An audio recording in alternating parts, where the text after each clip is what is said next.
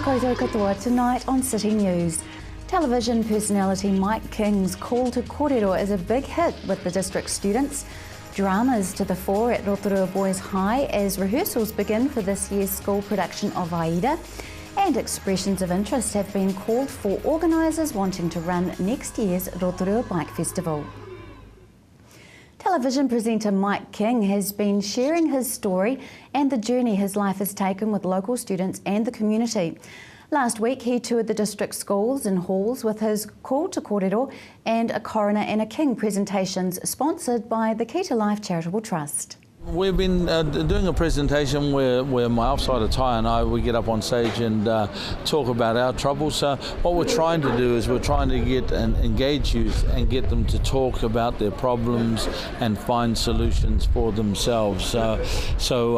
We show youth, show tamariki how to talk about their problems by talking about our own problems. You know, most people when they talk to youth services, when they're talking to youth about their problems, they do it from a moral high ground approach. What you young people need to do is this, and what you young people need to do is that, and that just causes ears to close. What we do is we get up there and we talk about the troubles that we've had in our lives, and thereby showing the boys a little bit of their life in our story, and that allows them to open up and engage and see that it's cool to ask for help. We caught up with Mike King there during his call to kōrero visit to Rotorua Boys High School. Boys High Principal Chris Grinter says, as well as Mr King's visit, All Blacks captain Richie McCaw and former student All Black Liam Messam were also at the school last week. Mr Grinter says it's been a busy start to the term and that's only set to get busier with the start of rehearsals for the upcoming school production. It's been incredibly busy. We're only in week 4, but we had the Kapahaka Nationals in week 2, and last week we had the All Blacks visit and Mike King visit, and now we're into serious rehearsals for Aida. Oh. So it's all happening. Very exciting. In what month of this year is the production due to start? Right, well actually we've been working on it all year. We've had the orchestra preparing, and we've had vocal lessons through our vocal director Alicia Holton, and so they've been happening, but now rehearsals proper started immediately after the Kapahaka. So we're rehearsing 2 or 3 days a week plus all day Sunday, and we will go onto the stage at the Civic Theatre starting on Monday the 15th of September. 5 evening performances and 3 matinees. Rotorua Rotorak is holding a fundraiser for Canteen at Thursday night's market. Rotorak is part of the Rotary Service Organisation and encourages young professionals to be active in the community. Local President Chris Davies said club members will be offering something a little bit different to market patrons. Yeah, well, it was an idea of one of our members, and I thought it was just something pretty cool and different, and it's just giving away free hugs in the community. We will be down at the night market trying to help Canteen, and we'll be doing a little bit of a fundraiser there at the same time, but yeah, we'll be offering free hugs just to passers-by, whoever might need it. It's something a bit different, and yeah, it's just something a bit fun for the community to get involved in. In sport tonight, District Councillor and Rotorua Bike Festival trustee Dave Donaldson says expressions of interest from event organisers have been called to run next year's festival. He says it's the 3rd festival and follows on from 2 highly successful events. Yeah, no, the Rotorua Bike Festival Trust's in good heart. They've developed a marketing strategy and are currently putting together a proposal. They're currently engaging with a festival coordinating body which will arrange the next festival and calling for expressions of interest from event organisers. So the next festival, our last one started on Valentine's Day, our next one starts on Black Friday. To weather update now. Tonight, showers, northwesterlies, overnight a low of 2. Tomorrow, Wednesday, long fine spells, a few showers, fresh westerlies, a high of 11 and a low of 3. Looking out to Thursday, a few showers, gusty southwesterlies, a high of 10 and a low of 2. Marine forecast for Lake Rotorua for Wednesday, westerly rising to 15 knots in the morning, tending northwest in the evening, waves less than half a metre. Fine apart from a few showers with fair visibility. Remember, for program listings, check out our website tvrotorua.co.nz or head to our Facebook page TV Rotorua. Still to come tonight on City News, I'm at the opening of Skyline's mountain bike gravity park. Alan Solomon catches up with District Councillor Karen Hunt, and we're at last Thursday's mass jump jam and All Black autograph signing held at Eat Street.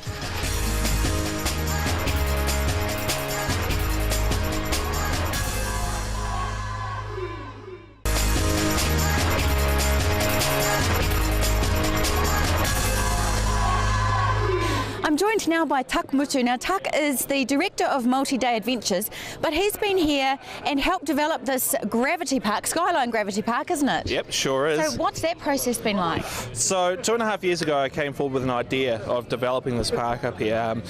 Mountain biking is really strong in Rotorua. It's one of the, it is the mountain bike mecca of the southern hemisphere, and it just made sense for us to have lift access runs. So 2.5 years ago I went with that idea to the General Manager of Skyline, Bruce, and we talked about it, and here we are today, opening day. So how long has it been in the building process?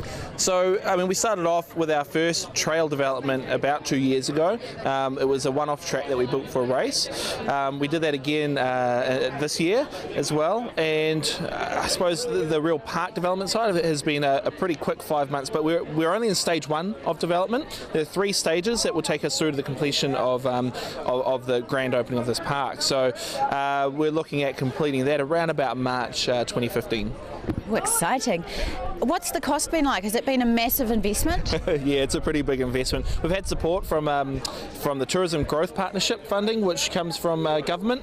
They've been right in behind this, and of course Skyline have invested pretty heavily in this as well. They see the long-term minutes in the future of mountain biking. So the cost, yeah, I would say we're up around about that $500,000 mark for this initial phase, and I'd say by the time we finished our total development, this would probably be close to $1 million spend over here. Yeah. $1 million place to ride your bike.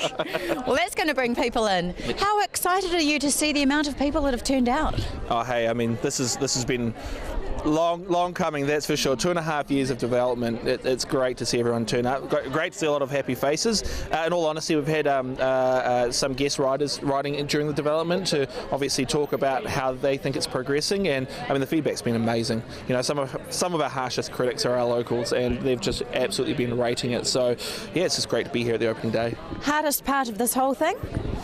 Hardest part? I don't know if there was a really hard part. Obviously weather conditions, dirt moves a lot. And with rain, and then when you have long spells of sunshine, it becomes a bit of a mission. So the actual construction side of it was a bit tough, especially during the summer months. But in all honesty, the majority of the development, it's been pretty smooth sailing. And the best part? Opening day. Being able to ride. Having the first gondola access park that's open all year round in the world. I mean, that's a pretty special thing to say. So that's awesome. Well done, Tuck. Oh, thank you very much. I'm joined now by Bruce Thomason. Bruce is the General Manager of Skyline Sky Rides and the whole complex. How's it all been? It's great. You know, we're really looking forward to it. It has been around 2 years in the making, and we're just so lucky that Rotorua's got such talent with regards to mountain bike development, planning and building, you know, and we've worked with some of the best, I think, in the world, with Tuck Multi-Day Adventures and Adam and Chris from Empire of Dirt. The Empire of Dirt, well, we've got a new empire here now, the only place in the world where you can do it all year round, go up on a gondola and bike down. What's that going to mean in terms of your business and being able to market this place internationally? Well, we see this as a new niche. We're dedicating 1/3 of our capacity to mountain biking, so we do see that there's a big opportunity there. Obviously, the Redwoods has been the gem for New Zealand mountain biking, and we want to work alongside of that and provide a different offering, so that you do, if you want to do just downhill, you do this, and then tomorrow you're going to do the Redwoods, or vice versa. So it was just a nice natural fit. We're in the business of getting people downhill via either a luge or a zip line, or a sky swing. So on 2 wheels on a mountain bike, it just made sense. It's a bit like the adrenaline hub of Rotorua now, isn't it? It is, and it's definitely one of our strategies to make a destination, so a skyline destination that you can stay for the whole day and be fully occupied, having great fun. Where to next? Well, we're running out of space a little bit, but obviously it's trail development for the mountain biking. This is stage 1 of the opening, around 8.5 kilometres of trail. The longer term plan is to have slope style jumps courses and get those trail volumes up to around 10 to 12 kilometres.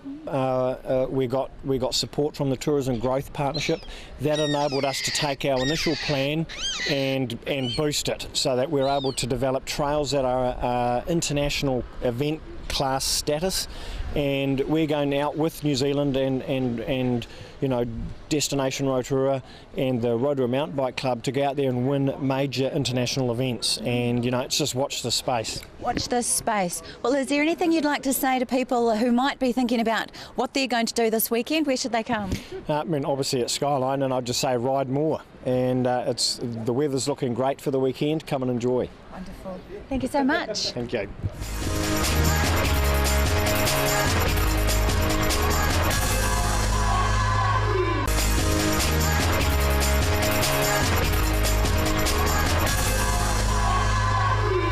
Well, you really have to take off your hat to our city councillors. They're doing a great job with revitalising our city, and it's great to hear about the 2020 vision for Rotorua steaming ahead. Now today we're going to catch up with Karen Hunt, and we're going to discuss about these beautiful sculptures and the wood first policy that's happening here in our CBD.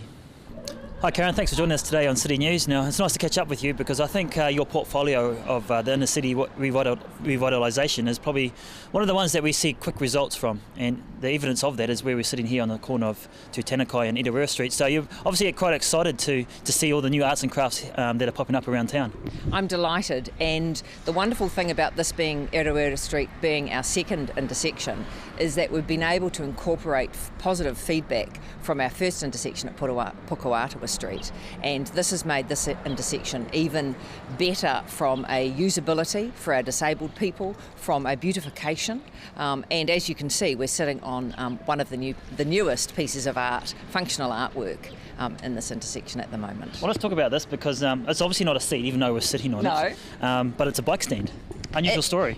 It is an unusual story. The original bike stand, we've got one of these out at the forest. It's much rougher in the Waipa car park, but it was a fallen tree in a council reserve, and we knew these intersections need some sort of bike rack because we're going to be putting the bike cycle lanes throughout the city, and so this was given to Orca Engineering to fashion. Now that's a local marine and manufacturing company, and they have done this as a donation. So they got delivered the piece of wood, the log that was fallen in a council reserve. They have put fantastic fish on it, which you can see down there, and this is a great collaboration between community and businesses who are showing they care in a very visible and, in this case, substantial manner. Will this be changed at every intersection in town?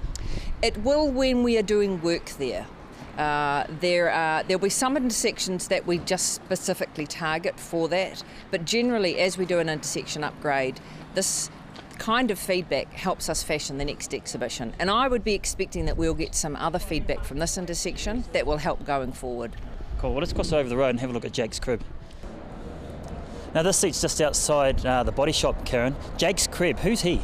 Jake is a local high school student, and this seat is a really fantastic expression of a young person's creativity. We had a competition in council to design a seat for the new intersection upgrades, and Jake won this competition. Now it didn't end there. That was the beginning of an incredibly exciting journey for him, because at each stage, the design, the manufacture, the solar, he was mentored by local businesses. So there were about 6 businesses involved, and he got to work with the architect doing proper drawings for that. He then got to go and work in the manufacturing with the wood and the solar to work out how that would work. So this young man now knows that you start with an idea, you start with a concept, and then you work through all of those stages, and you end up with what we've got here, which is Jake's seat. So this is the first, And what's even more exciting is that this has been funded by one of the local businesses. Even better. So that's even better, because it is about our partnership working together with council and the community, and this is a really positive unification of all our goals and all our ideals going forward. Now we've got one more to go, so we're going to cross the road and see the big tui. Okay. Alrighty, Karen, down to the very last bit of artwork down here on the corner of Tūtanakai and Edinburgh Street. The tui sculptured by Trevor Nathan. It's an amazing piece of artwork, isn't it? Oh, it's fantastic. It's 3.2 metres tall and weighs just under a tonne. When we first got the tui, it came to the council buildings, and I have to say I did have to turn away when they brought it in under the doorway and then had to stand it upright, but it's now in its rightful place, and the feedback we've had from this piece of art has been magnificent. People love it, they love the place it is, they love the fact that it's surrounded by greenery, and it has totally complemented the other pieces of work we have on this corner. Now, I've talked to a couple of people about this and to Trevor, and one of the suggestions that was made to us is perhaps we could stick in a speaker with some tui recordings. Could that possibly be on the cards? I would love that. I would love the fact that you just sort of very so often hear this fantastic tui song, because we do have kowhai trees in the surrounding environment on the other intersection, and it really fits in with this environment. So let me say we're working on it. I hope that works out, because that's a great idea. But also down here we've got some citrus trees as well. Now, people probably don't realise what they are, because at the moment there's no fruit on them. It's been picked, like we mentioned before. This was a suggestion by one of our gardeners when we did a planting at Karenga Park, and she expressed the wish. She said, wouldn't it be wonderful if we could have some fruit trees in town? And that was great, because again, feedback was able to come into the portfolio. I could speak to the landscape gardeners, we could speak to the architect, speak to the gardeners, and they were planted. Now, they arrived full of fruit. Obviously, you can see now there's no fruit on it. So in my book, that's a success, because it is about having an edible environment as well. So I hope that, and I know those people that picked the first mandarins off this tree have had a sweet treat. Well, it's been great talking to you, Karen, because seeing this, it lifts your day, doesn't it, really? It sure does, and the wonderful thing about our intersection upgrades is that each corner is different and each intersection will have its own flavour. Right, thanks very much, Alan. Thanks, Karen.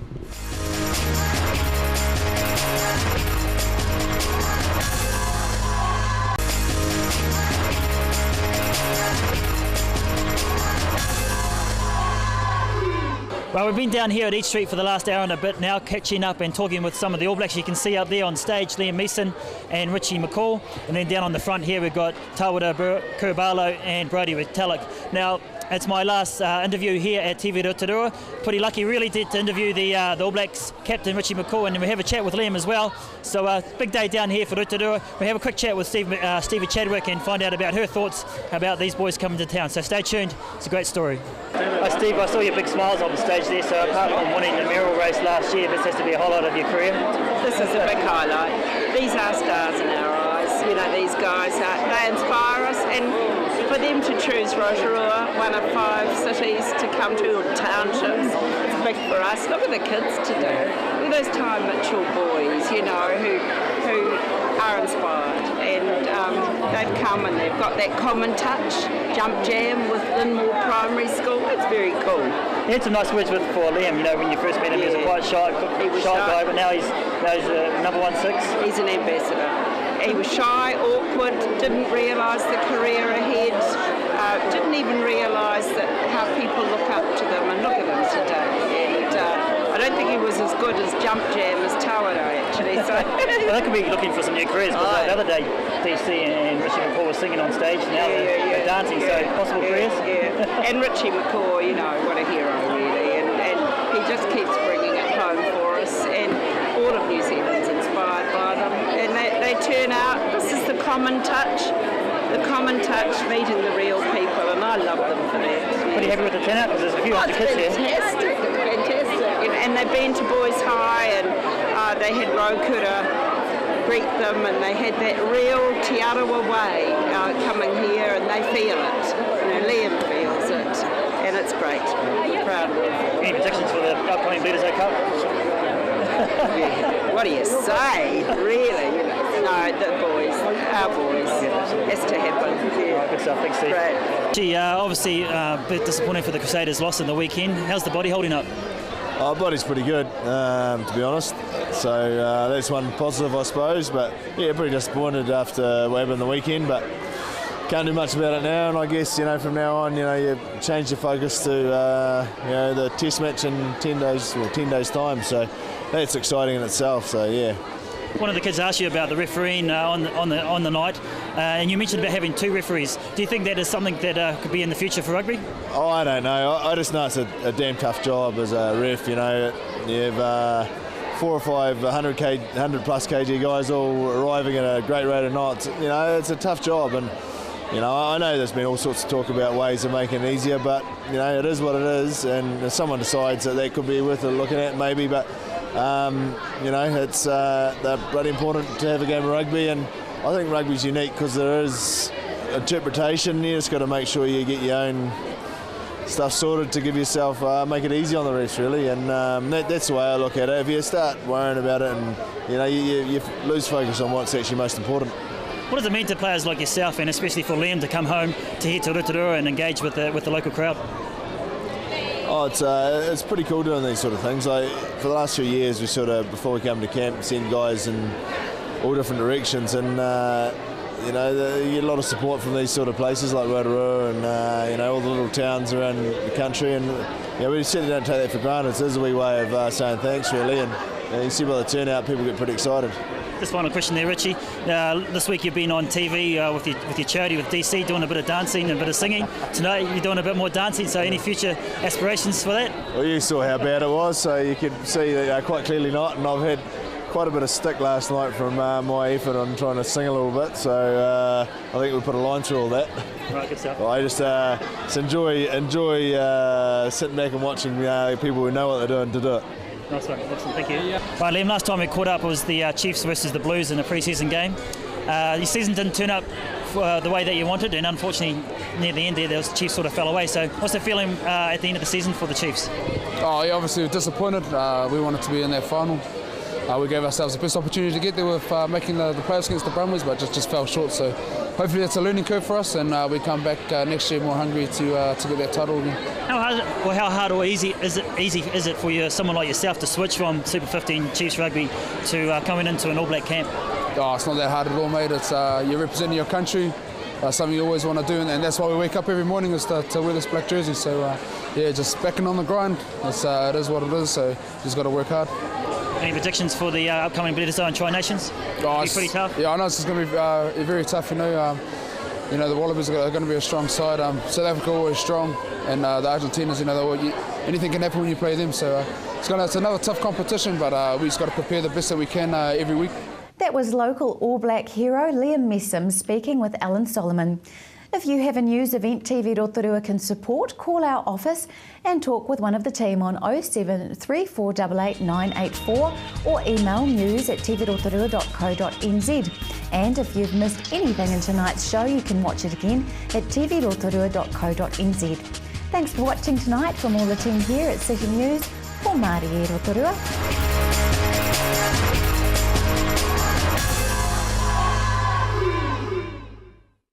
Supporting local content so you can see more of New Zealand.